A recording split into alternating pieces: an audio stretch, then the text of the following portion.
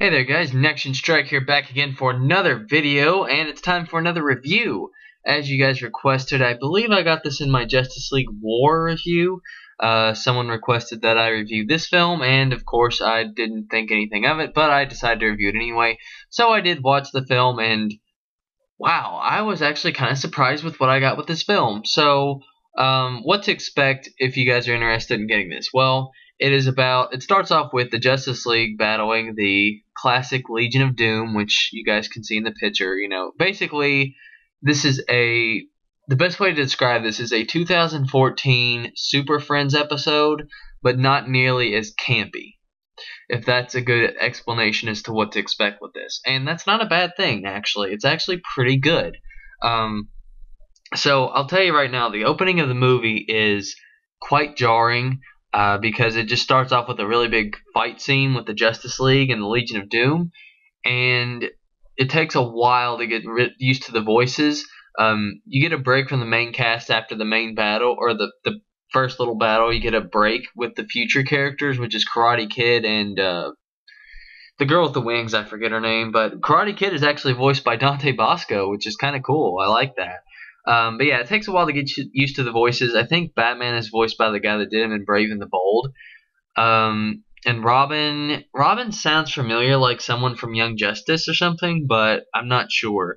But yeah, having Robin in there was kind of cool because he has a cool fight scene with Karate Kid, and he kicks some serious butt. It's pretty awesome.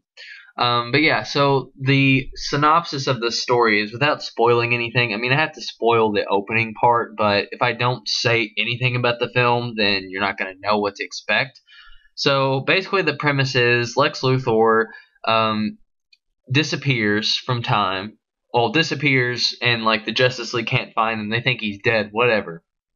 And he reappears in the future, and he gets broken out, and then he goes back in time and he tries to fix it to where Superman never existed, which would make the Justice League never exist. And then of course the two kids from the future see this and they try and fix their wrongs and blah blah blah. Basically the whole trapped in time thing. They're not really trapped in time, they're just going through time. So the title's a little misleading, but that's basically the premise.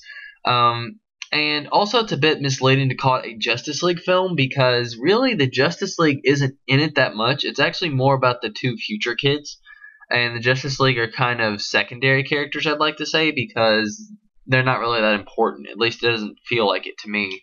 I feel like really they disappear about halfway through for the most part, and then they don't reappear until the end. So it's mostly just the two future kids. But they're pretty cool. Karate Kid's actually pretty cool. Not sure why they called him Karate Kid, but whatever. No affiliation with the film The Karate Kid, by the way.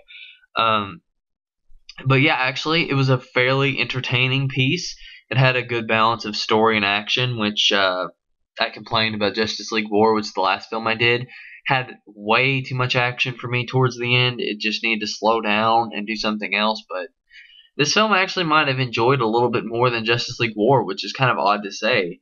So yeah, this is geared towards kids, so keep that in mind, but I highly suggest checking it out. It's a fairly good movie, and it sets itself up for a sequel, and I don't know if they'll do a sequel, but it wasn't bad.